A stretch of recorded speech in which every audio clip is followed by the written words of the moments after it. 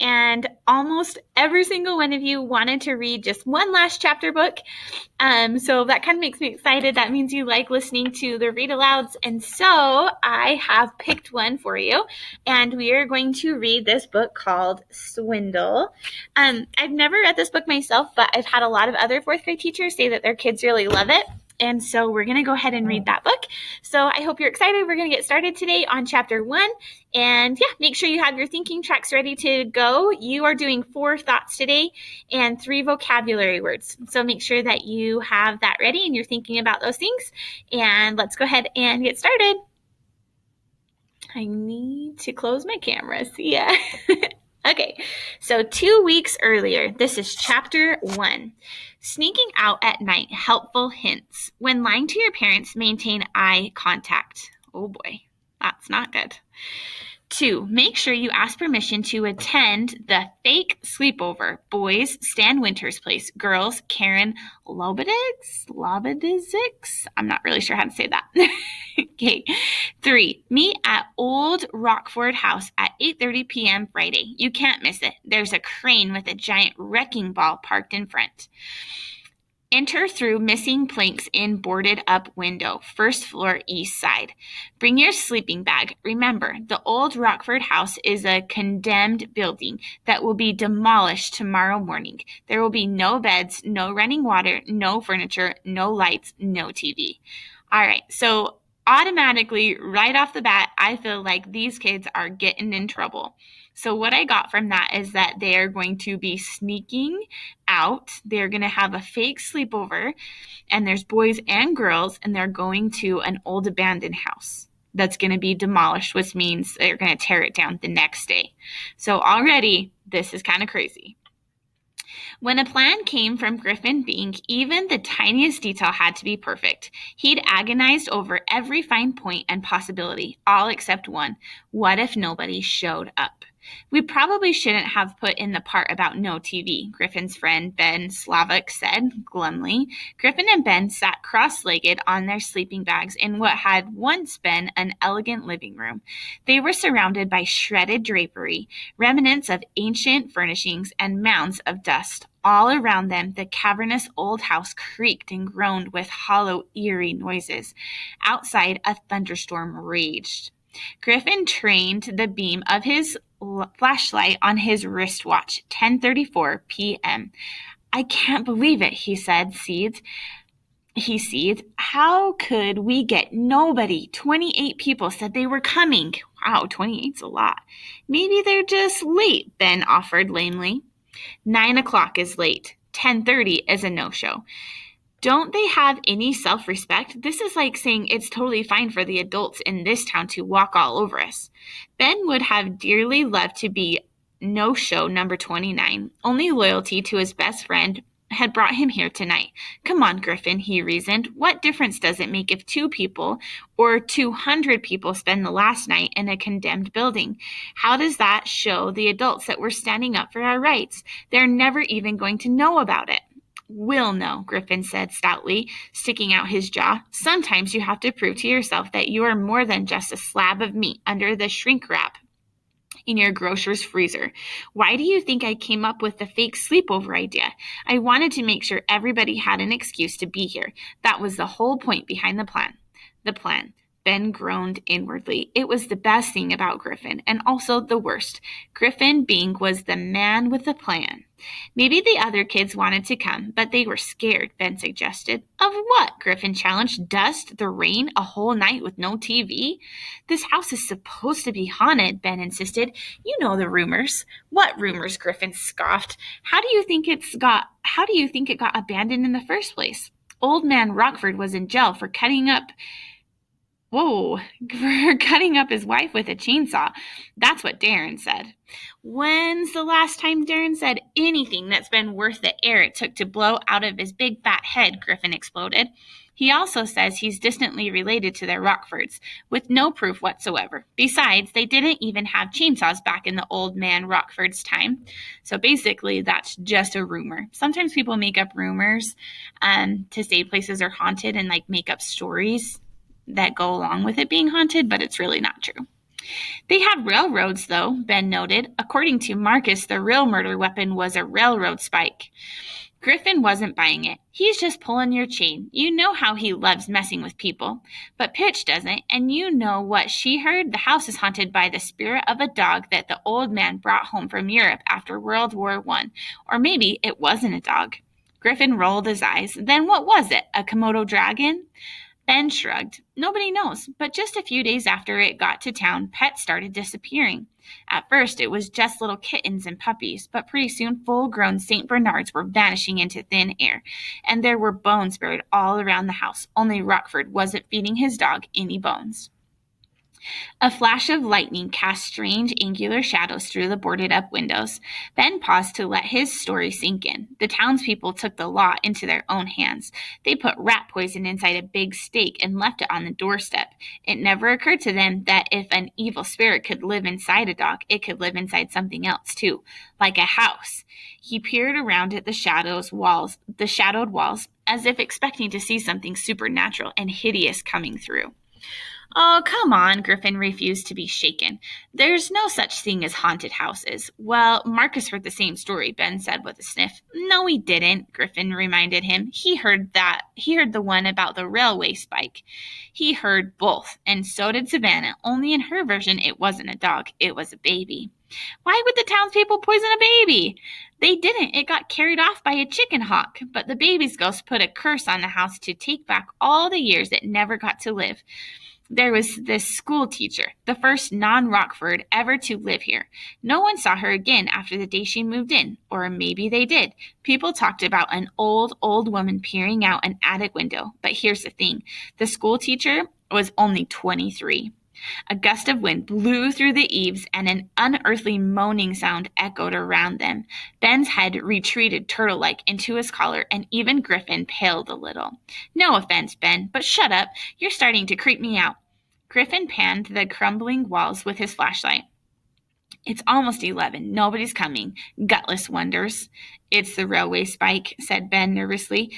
That's got to be splitting headaches, literally. Griffin spread out his bedroll and lay back, standing his flashlight on its base like a miniature floor lamp. Let's try to get some sleep. The sooner the sun rises, the sooner we can get out of this rat trap. Maybe we can leave now, Ben suggested. Hopefully. Since nobody else came, they'll never know that we weren't here all night. Griffin was horrified. You mean back down? These two words were not in his vocabulary. I don't want my years sucked away by some baby's ghost. There's no such thing, Griffin exclaimed. Who says you have to believe in ghosts to be afraid of them? Ben challenged. All right, fine, I'll sleep. He rolled over onto his side, pulling his knees to his chest. But if I wake up 85 years old, you owe me $20. Deal. They lay there in silence for what seemed like a long time, listening to the machine gun rhythm of rain on the ancient slate roof. Griffin stared up at a gaping hole in the ceiling that had once held a chandelier. I hope you know how much I appreciate this. You're the only kid who had the guts to see it through. His friend said nothing, so Griffin went on. I mean it, man. The others, they talked a good game, but where are they? Darren dared half the 6th grade to come. He even made fun of us. Said we'd wimp out. But who's the real wimp, huh, Ben? Ben's reply was slow, steady breathing, almost like snoring. Ben? Griffin sat up and peered at his friend. Ben was curled up into a ball on his bedroll, fast asleep. Griffin let out a low whistle of admiration. Creepy house, creepy night, and Ben was relaxed enough to doze off. He came off as a big chicken sometimes, but when it really counted, he was too cool for school. It was harder for Griffin to settle down, not because he was scared, not at all. Griffin stayed up because he was mulling over the reason he and Ben were camping out with dust and bunnies and centuries of supernatural speculation. He was thinking about the last plan. Chapter 2. As soon as the town had announced the meeting to decide what would be done with Rockford land, Griffin had spoke those 5 fateful words, let's work out a plan.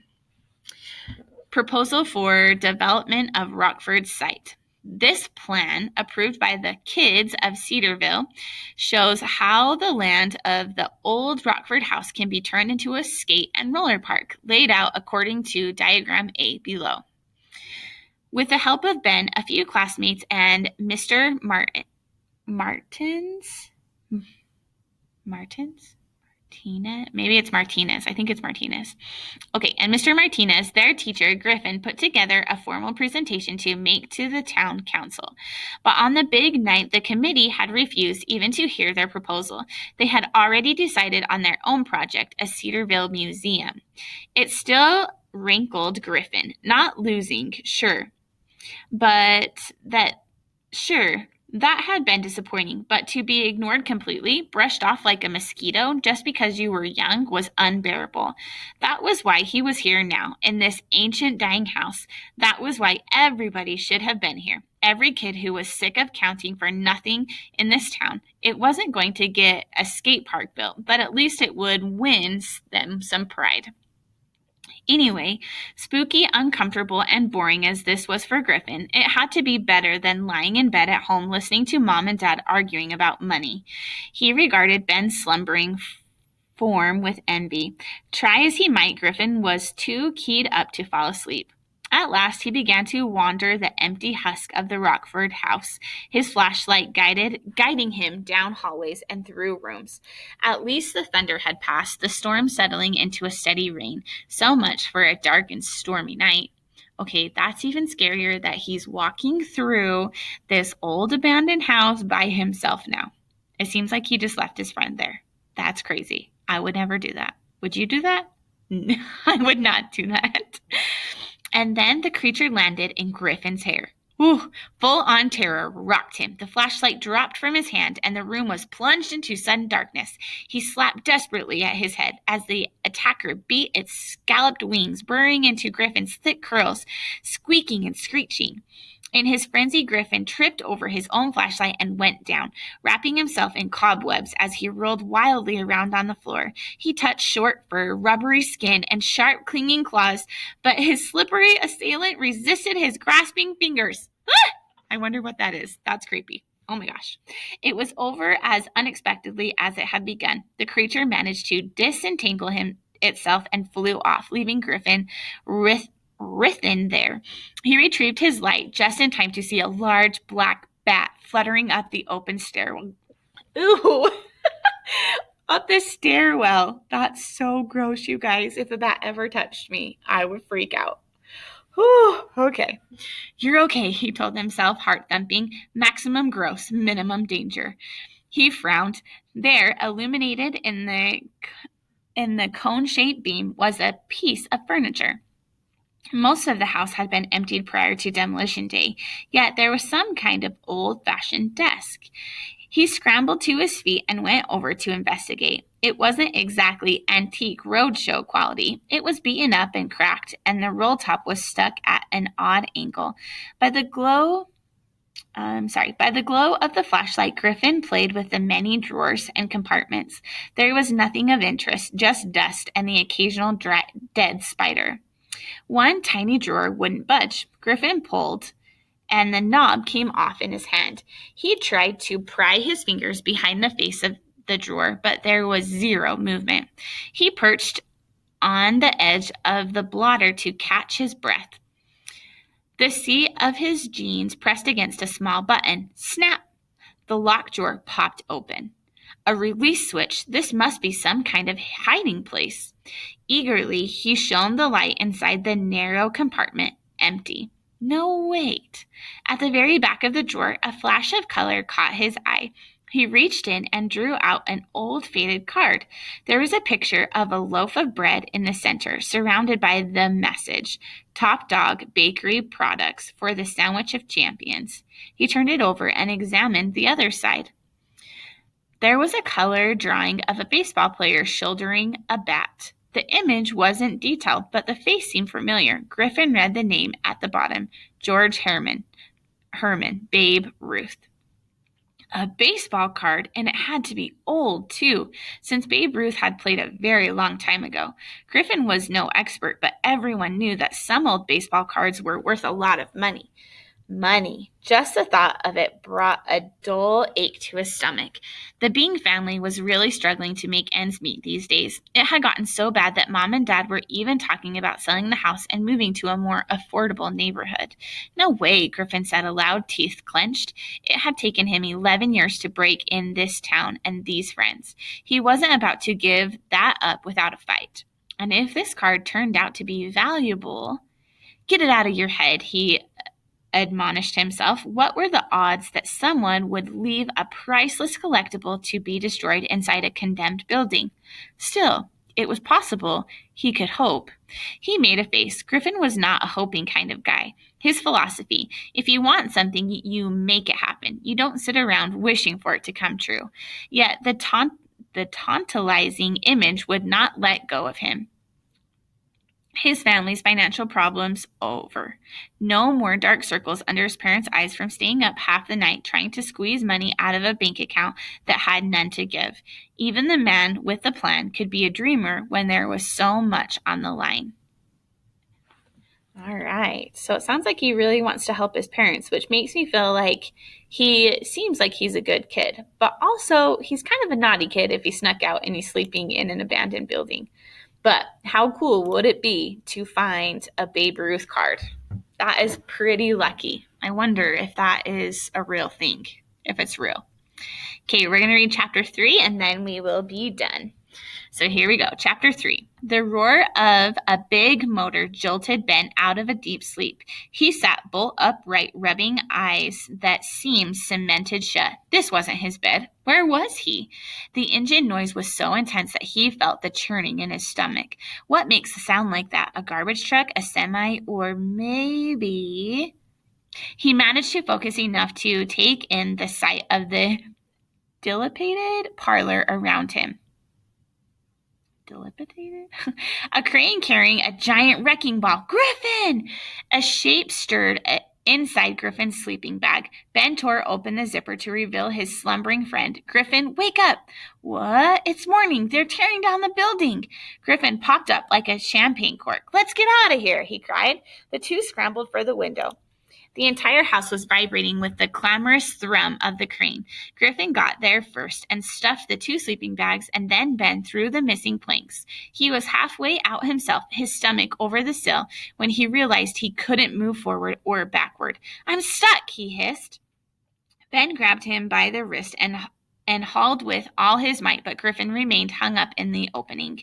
A tremendous crash shook the structure and the very earth beneath Ben's feet. The impact pitched Griffin out the window, sending him sprawling on top of Ben. The two scrambled up, dazed. Griffin was white with plaster dust from the waist down. Run, he bellowed. They fled, the sleeping bags trailing behind them. Oh, shoot. As they rounded the corner, a chilling sight met their eyes, the Titanic wrecking ball, buried deep in the shattered front of the old Rockford house. If they needed any more reason to get away from there, it came from the horrified job foreman. Hey, you, this is an active demolition zone. Coach Nimitz would have been amazed by the speed and stamina of their escape, which were much greater than they ever showed in gym class. The two kept up a lung-searing sprint for several minutes, spurred on by a series of loud booms behind them.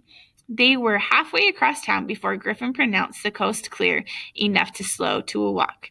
The next time you get a brilliant idea like spending the night in a death trap, Ben panted, pretend my number is unlisted. In the distance, there was a long, low rumble followed by an earth-shaking thump. That was almost us, you know. My mother didn't raise me to be rebel. No risk, no reward, said Griffin, catching his breath. Some reward. We got revenge on the town for our skate park. Only nobody knows about it but us. Griffin pulled the Babe Ruth card out of his pocket and waved it under his friend's nose. Read it and weep. He gave Ben a quick recap of the discovery in the secret drawer. Babe Ruth? Wow, do you think it's real? Griffin shrugged. It makes sense. Old house, old card. The question is, what's it worth? But Griffin, it's not yours, Ben whispered. Griffin indicated the plume of dust that swirled in the air several blocks behind them. When you knock down a house, you're really just throwing it in the garbage. It's not stealing to take something out of the garbage, is it? Besides, he regarded the card ruefully. The sandwich of champions, it's probably not valuable. I never get that lucky. How can you find out for sure? Asked Ben. There are experts in this kind of thing. Ben's eyes widened. Palomino's? Oh, yep. Palomino's Emporium? Griffin smiled bravely. We'll get an appraisal. Palomino's Emporium of collectibles and memorabilia was a fortress unto itself. It was located just past the main strip of town in a low building surrounded by a high chain link fence that always made Griffin think of a prisoner of war camp. It had once been a stonecutter's workshop. As young children, he and Ben had always been fascinated by the display of grave markers in the small courtyard. Now the headstones had been replaced by sickly grass and a large dog who was thankfully asleep. Griffin indicated the front door. Vintage items bought and sold, best prices guaranteed. S. Swindle, Palomino owner and proprietor. Although they lived less than a mile away, this was their first time inside the store. Kids almost never came in here. It was more like a museum than a comic shop. A museum where you could look but not touch, and everything was under surveillance by grim-faced guards. There were no rows of sleeves cluttered with books, toys, knickknacks, cards, and souvenirs. In Palomino's Emporium, everything was frozen in its own glass case, with harsh lighting and security wiring. The whole place felt about as welcoming and warm as a bank vault. Ben leaned into one of the displays to see an action figure and gaped at the sticker. $640? Are they crazy? A tall, cadaverous man with a ring of white hair around a bald crown walked over to him. That's because it's a genuine 1966 Mr. Spock doll from the classic Star Trek TV series, still in its original packaging. Ben frowned. What kid has $600 to spend on a toy? Exactly, the man agreed. This isn't a toy store. Rare collectibles aren't for kids. They are a serious investment. Are you Mr. Palomino? Griffin asked him. I'm Tom Dufferin, the assistant manager. He stretched out a bony arm and indicated another man who was behind a long counter, inserting comic books into precisely sized protective sleeves. That's the big boss over there. Swindle Palomino was short, stocky, and surprisingly young. In his mid-30s, Griffin guessed not nearly as ancient as Tom Dufferin. His curly hair almost, but not quite, fit underneath a New York Rangers cap. Thick glasses made his eyes appear twice their size, like two eggs sunny side up. He turned those eggs on his sixth grade visitors. What can I do for you, young gentlemen? Griffin pulled out his Babe Ruth card. I'm thinking of selling this. I hear you guarantee the best prices. The owner extended a pudgy hand and accepted the last surviving piece of the Rockford estate. His bushy eyebrows shot straight up to the Rangers logo on his hat. Griffin was immediately alert. It's valuable, he asked. It's valuable, he asked. Palomino laughed shortly. Well, it would be if it was real. You see, a lot of the old card series were reissued in the 60s and 70s. This one, the Top Dog Bakery line, was knocked off in 1967. I've seen a couple of these before, but not in a long time. Excellent quality reproduction. He held the card under a large magnifying glass attached to the counter. You see this solid blue border? That was stripped in the original. They weren't allowed to make an exact replica because that would have violated counterfeiting laws. That's how we know it's a copy. Ben took in the crestfallen look on Griffin's face. 1967 was a long time ago, he said. Hopefully. So it's still a little bit valuable, right? Absolutely, the collectibles dealer confirmed. Why, I saw a whole set of these once go for $1,500, but a single card like this, well, I'm a sucker for the Bambino. I'll give you $100 for it. Griffin sighed, his visions of solving the family's money woes popping like soap bubbles. Still, he was a born negotiator. 150, he said instantly.